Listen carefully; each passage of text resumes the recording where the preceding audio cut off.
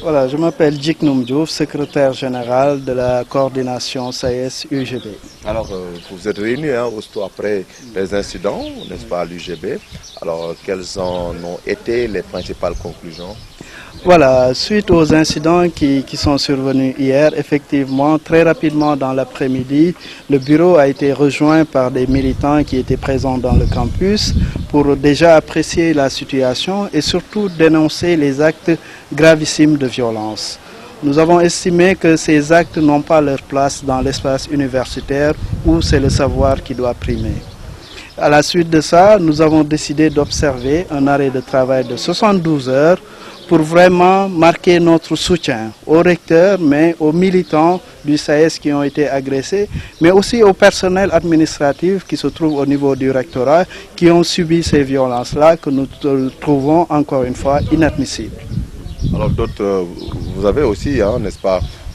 invité les autorités à prendre certaines mesures? Oui, parce que nous pensons quand même que des étudiants qui agissent ainsi n'ont pas leur place dans l'université. Parce que c'est des actes en fait qui créent un climat donc d'insécurité et qui ne permettent pas de créer un environnement où le savoir peut être transmis, où les gens peuvent s'épanouir pour des connaissances. C'est peut-être ce qui justifie votre mot d'ordre? Alors, ce qui justifie notre mot d'ordre, c'est qu'en fait, ce ne sont pas des actes isolés. Il faut dire que c'est un cycle de violence qui peut remonter bien avant la crise de l'année dernière, mais rappelez-vous aussi, lors de la crise de l'année dernière, les bureaux des collègues ont été saccagés, il y a eu beaucoup de vols, mais aussi il faut dire que les archives de l'UGB, pour la plupart, ont été détruites. Et nous trouvons que ça ne peut pas continuer. Il faut qu'à un moment donné, que l'autorité revienne au sein de cet espace. Voilà. Nalla Socé Fall, secrétaire général adjoint de la section 16 de l'UGB. Alors li xew moom metti na ñëpp dafa mel na yéen bi mbir mi amee sax da ngeen daal di waxtaan seen biir lan moo ngeen ci tënk. waaw démb université dañu xëyee ak naxar bu metti ndaxte bi benn waxtu di jot la ñu dégg coow lu bëri ndax man sama bureau sax dafa nekk si suuf bureau recteur bi ma génnee di xool lu xew si la ma recteur bi woo ne ma kaay xool étudiants yi dañuy def sama bureau bi ma yéegee ma gis ne ay ndoxu fosse ndoxu douche lañ jël sotti ko ci kaw bureau am sotti ko ci kaw ordinateur am ak si couloir bi foofu yëpp ba pare boole ka ay wax yu ñaaw yoo xam ne yuñ ko jëmale ci kawam ak personnel liggéeykat bi nekkoon foofu yëpp donc ñun ñu ne lii nag moom mënta wéy ndaxte mu ngi bëgg a bëri laataa loolu si suba gi rek am na benn collègue bu nekkoon classe am di jàngale bi ñu ñëwee di génne étudiants yi dañ ko violenté physiquement et verbalement et donc loolu nag ñu gis ne lu ñaaw la loo xam ne amul place am si biir université bi loolu moo tax nag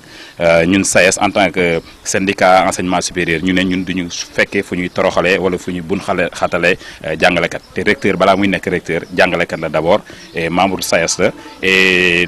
bu loolu weesoo tamit mooy kilifa gi gën a rëy ci autorité bi te ñun nag bëggut nekk espace boo xam ne kilifa du fi am autorité du fa am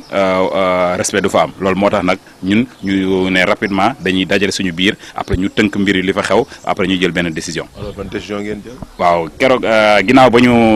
gisantee nag suñu siège ñu waxtaan collègues yëpp d'accord nañ ne dañuy jël ñetti fan yoo xam ne dinañ banque suñuy yoxo duñu fas xàncax moromam ngir ñaawlu jëf ju ñaaw yooyu nga xam ne moo fi xew et si loolu nag yemuñu ci loolu ñaan nañ tamit ñi def jëf ju ñaaw jooju